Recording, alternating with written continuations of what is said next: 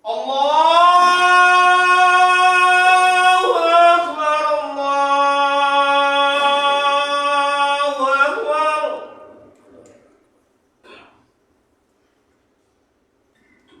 La ilaha illallah.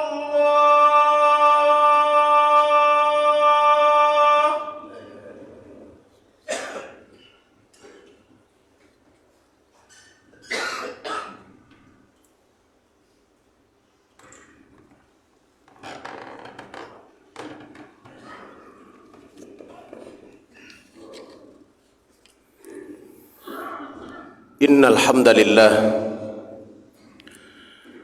nahmaduhu wa nasta'inuhu wa nastaghfiruh wa na'udzu billahi min shururi anfusina wa min sayyiati a'malina. May yahdihillahu fala mudilla lahu wa may yudlilhu falan tajida lahu waliyyan mursyida. Ashhadu an la ilaha illallah wahdahu la syarika lahu wa ashhadu anna sayyidana wa nabiyyana Muhammadan abduhu wa rasuluh sallallahu alaihi wasallam la nabiyya ba'da. Allahumma salli wa sallim wa barik ala hadha an-nabiyyil karim wa radallahumma an ashabihi wa qarabatihi wa azwajihi wa dhurriyyatihi ajma'in. Faya ayyuhal muslimun ittaqullah faqad fazal muttaqun. قال الله سبحانه وتعالى في كتابه الكريم يا أيها الذين آمنوا أنفقوا من طيبات ما كسبتم ومما أخرجنا لكم من الأرض. Sidang Jumat yang dimuliakan Allah Subhanahu wa taala. Mari kita bersyukur memuji Allah atas nikmat yang senantiasa Ia berikan. Allah anugerahkan kepada kita kesehatan, dititipkannya kepada kita harta benda, dan diberikannya kepada kita kelapangan waktu, agar kita dapat menggunakan semua nikmat itu untuk mendekatkan diri kepadanya. Karena kata Allah Ta'ala, manusia ini ditempatkan di muka bumi, tujuannya adalah untuk beribadah. Maka mudah-mudahan setiap waktu yang Allah berikan akan mengantarkan kita menjadi hamba yang lebih baik dan lebih mulia di sisi Allah Subhanahu wa taala. Salawat serta salam kepada baginda Rasulullah. Allahumma salli ala sayyidina Muhammad wa ala alihi wa sahbihi ajma'in.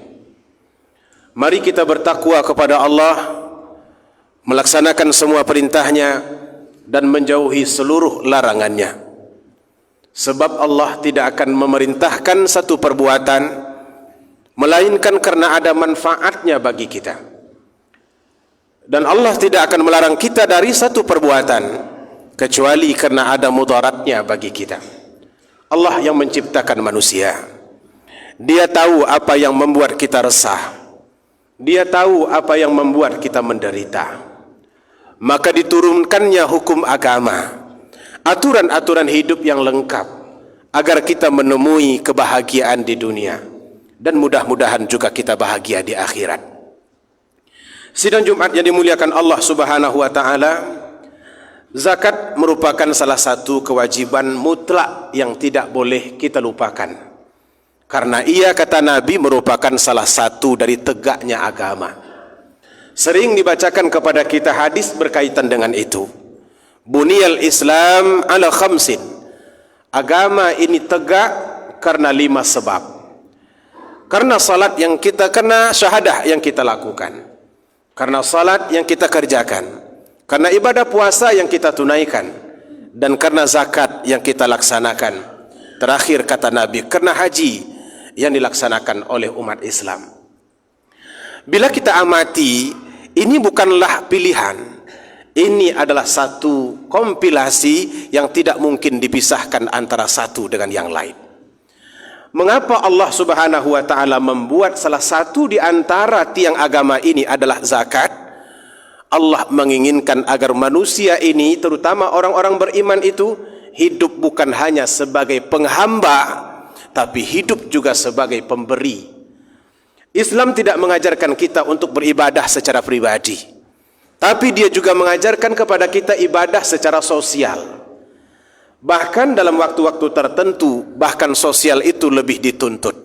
Ini dapat kita maklumi, dari awal memang agama ini diisi oleh orang-orang miskin, diisi oleh orang-orang fakir. Boleh kita katakan mayoritas sahabat yang masuk ke dalam Islam itu adalah orang miskin, hamba sahaya, orang-orang yang tidak punya tempat tinggal, orang-orang yang tidak memiliki pekerjaan, orang-orang yang tidak memiliki santunan. Maka oleh karena itu Allah tidak ingin menampilkan Islam itu menjadi agama orang kaya saja.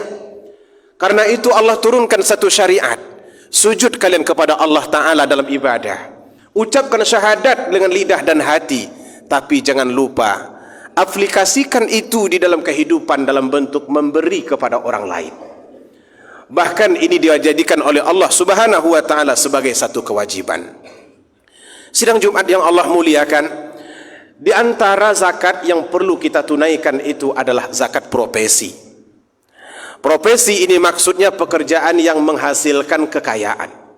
Karena Allah Subhanahu wa Ta'ala menyebutkan dalam Al-Quran, Ya ayyuhalladzina amanu anfiqu min thayyibati ma kasabtum wa mimma akhrajna lakum minal ardh.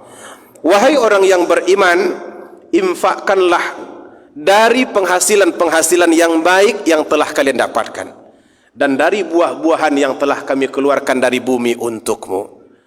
Kata kasbun di sini mencakup seluruh apa yang kita lakukan di dalam kehidupan yang menghasilkan kekayaan. Baik itu pekerjaan-pekerjaan sebagai pegawai, pekerjaan sebagai honorer, pekerjaan sebagai bidang-bidang swasta yang menghasilkan kekayaan, semuanya masuk di dalam kategori apa yang diperintahkan oleh Allah Subhanahu wa Ta'ala ini. Memang harus kita akui, ada sebahagian orang mengatakan bahawa zakat profesi itu tidak wajib. Mereka beralasan dengan dua sebab. Pertama, karena tidak ada syariat itu di zaman Nabi. Dan yang kedua, katanya karena perintah yang ada di dalam ayat itu bukan perintah zakat tetapi perintah infak. Namun bila kita amati secara mendalam, maka kita akan menemukan bahwa kata-kata profesi memang tidak pernah diucapkan oleh Nabi. Tapi sebab wajibnya zakat profesi itu jelas beliau sampaikan kepada para sahabat. A'limhum, beritahukan kepada mereka wahai Muaz, saat Muaz akan dikirim oleh Rasulullah ke Yaman untuk mengajarkan orang-orang Yaman apa yang harus mereka miliki dari agama ini. Pertama, kata Nabi, ajarkan mereka syahadat. Kalau mereka sudah bersyahadat, ajak mereka salat. Kalau mereka sudah melaksanakan salat, maka beritahukan kepada mereka, innallaha iftarada alaihim sadaqah. Sesungguhnya Allah mewajibkan kepada mereka zakat. Tu'khadhu min aghniyaihim faturaddu ala fuqaraihim. Yang diambil zakat itu dari orang kaya di antara mereka dan disalurkan kepada orang-orang miskin serta fakir di antara mereka. Kalimat yang dikatakan oleh Rasulullah ini jelas bahwa sebab wajibnya zakat itu adalah kaya. Kaya inilah yang menjadi syarat utama untuk menunaikan zakat. Oleh Rasulullah sallallahu alaihi wasallam kemudian dijelaskan, orang-orang yang memiliki emas sampai 85 gram emas yang tidak dipakainya dalam 1 tahun, itu masuk kategori orang kaya, maka diperintahkan untuk menunaikan zakat. Para peternak kambing yang memiliki 40 ekor kambing, maka mereka sudah dikategorikan sebagai kaya dan juga diperintahkan untuk berzakat. Orang-orang yang memiliki lembu, jika mereka sudah memiliki 30 ekor lembu, Nabi menyebut itu juga orang kaya dan mereka diperintahkan untuk menunaikan zakat. Begitu juga dengan petani. Petani yang berhasil memanen dari hasil pertaniannya 652 kg, maka mereka juga dikategorikan oleh Allah dan Rasulnya sebagai orang kaya. Dan mereka wajib berzakat. Padahal hadirin, jika kita bandingkan dengan kehidupan orang yang berprofesi, kehidupan petani itu lebih memprihatinkan daripada kehidupan orang yang berprofesi. Belum pernah ada petani bisa mengalahkan dokter. Belum pernah petani ada bisa mengalahkan ekonomi gubernur. Belum pernah ada petani ada bisa mengalahkan ekonomi hakim. Begitu juga kejaksaan. Orang-orang yang bergerak di dalam bidang profesi begitu banyak, petani tidak pernah bisa menandinginya. Mereka hidup secara sederhana, kendaraan sederhana, rumah mereka sederhana, hidup mereka juga sederhana, makan mereka sederhana. Dibanding dengan orang-orang yang berprofesi sekarang ini, kita sebutlah umpamanya dokter. Dokter dengan gajinya yang sedemikian banyak, anggota DPR yang begitu banyak, yang begitu besar gajinya, itu tidak pernah disebut oleh Nabi di dalam hadisnya bahwa akan ada nanti anggota DPR yang berzakat, bahwa ada nanti dokter yang berzakat, bahwa ada nanti hakim yang berzakat atau jaksa yang berzakat. Itu tidak pernah disebut oleh Nabi. Tapi mungkinkah kita menutup mata? Orang miskin, orang sederhana seperti petani disuruh berzakat, anggota DPR dengan mobilnya yang mewah tidak berzakat. Orang miskin dengan kendaraan yang sederhana disuruh berzakat, lalu para dokter dengan mobilnya yang begitu banyak dan mewah-mewah tidak berzakat. Jika itu memang terjadi, maka justru saya yakin orang akan berkata Islam itu tidak adil untuk umat manusia ini. Maka untuk perkara ini tidak perlu menggunakan dalil-dalil nakli. Saya pikir orang-orang normal akan selalu berkata wajib zakatnya karena mereka lebih mampu daripada petani. Dokter itu wajib zakatnya karena mereka lebih mampu daripada pedagang. Hadirin yang dimuliakan Allah Subhanahu wa taala, ini yang dibahas oleh ulama-ulama belakangan ini, sebab ini merupakan bahagian terpenting dari gerakan zakat di zaman kita ini. Namun sebagian orang justru menjadikannya itu sebagai alasan untuk mencari helah agar tidak menunaikan zakat. Mereka mengatakan bahwa Nabi tidak menyuruh. Mereka mengatakan bahwa ini tidak ada dalam Al-Quran. Sekarang yang menjadi ukuran adalah tanyai hati kita. Kata Nabi SAW, letakkan tanganmu di dada, tanya hatimu, engkau wajib tidak menunaikannya atau bagaimana? Ukur kewajiban itu dengan kewajiban yang ada pada orang lain. Kalau ternyata wajib lalu kemudian mencari helah, Allah Subhanahu wa taala memberikan ancaman dalam Al-Quran. Walladzina yaknizuna adh-dhahaba wal fiddah.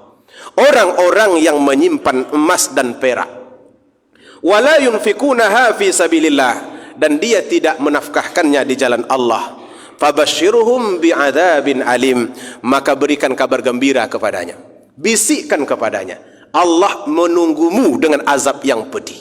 Azab seperti apa yang Allah sebutkan? Fatukwa, pada hari itu nanti kami, kata Allah, kami jadikan harta benda yang dia tidak nafkahkan itu menjadi setrika, kami setrikakan ke dahinya, kami setrikakan ke rusuknya, kami setrikakan ke punggungnya. Lalu kata Allah, ini dulu harta yang engkau tahan, yang engkau mencari helah untuk tidak membelanjakannya, padahal kami menitipkannya kepadamu. Itu hak orang lain yang mesti engkau tunaikan. Tak engkau tunaikan, aku setrikakan hari ini itu kepadamu semua. Rasakanlah oleh kalian. Begitu ancaman Allah Subhanahu wa taala. Tentu kita sangat berlindung dari hal ini.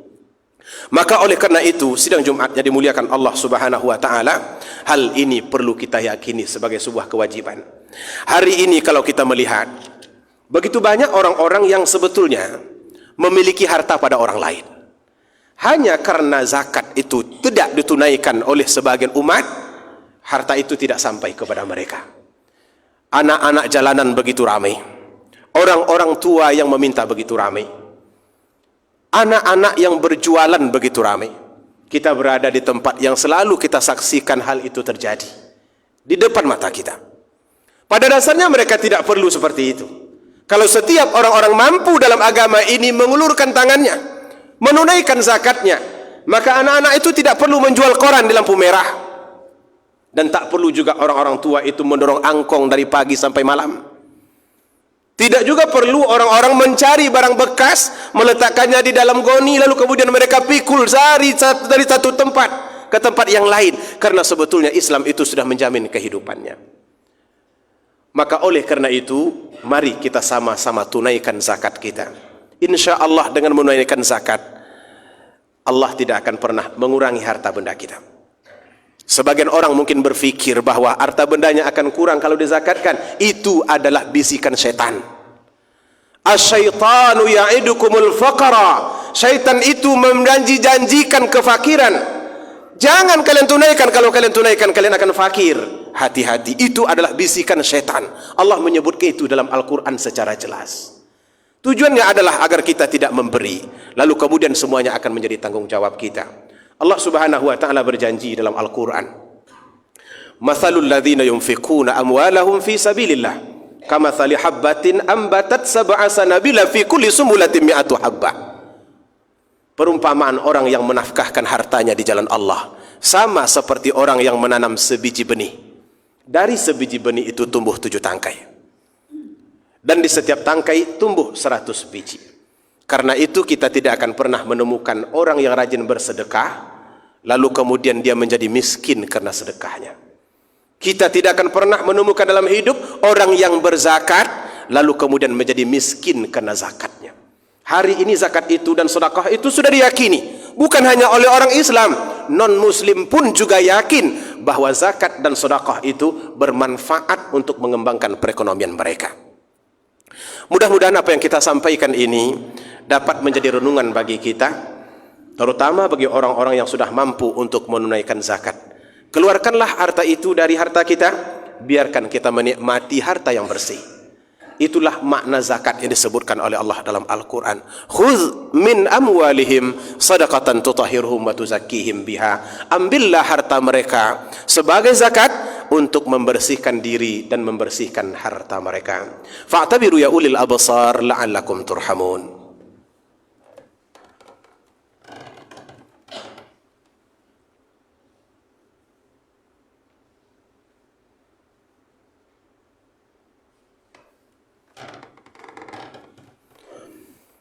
Alhamdulillahilladzi ja'alana minal muslimin wa razaqana minat thayyibat. Ashhadu an la ilaha illallah wa ashhadu anna Muhammadar Rasulullah. Allahumma salli ala Sayyidina Muhammad wa ala ali Sayyidina Muhammad. Faya ayyuhal muslimun ittaqullaha haqqa tuqatih wa la tamutunna illa wa antum muslimun. Faqad qala Allah Ta'ala fi kitabihil karim, a'udzu billahi minasy syaithanir rajim. Innallaha wa malaikatahu yusalluna 'alan nabi. Ya ayyuhalladzina amanu sallu 'alaihi wa sallimu taslima. Allahumma salli ala Sayyidina Muhammad wa ala ali Sayyidina Muhammad kama sallaita ala Sayyidina Ibrahim wa ala ali Sayyidina Ibrahim wa barik ala Sayyidina Muhammad wa ala ali Sayyidina Muhammad kama barakta ala Sayyidina Ibrahim wa ala ali Sayyidina Ibrahim fil alamin innaka Hamidum Majid. Allahumma ighfir lana walil mu'minina wal mu'minat wal muslimina wal muslimat al ahya'i minhum wal amwat innaka sami'un qaribun mujibud da'wat. Amin ya qadiyal hajat. Allahumma hdina ila siratikal mustaqim. Allahumma hdina ila siratikal mustaqim. Siratal ladzina an'amta alaihim ghairil maghdubi alaihim waladdallin. Rabbana atina fid dunya hasanah wa fil akhirati hasanah wa qina adzaban nar. Walhamdulillahi rabbil alamin. Ibadallah, innallaha ya'muru bil adli wal ihsan wa ita'i dzil qurba wa yanha 'anil fahsya'i wal munkari wal baghi. Ya'idzukum la'allakum tadhakkarun wa la dzikrullahi akbar wallahu ya'lamu ma tasna'un. Aqimus shalah.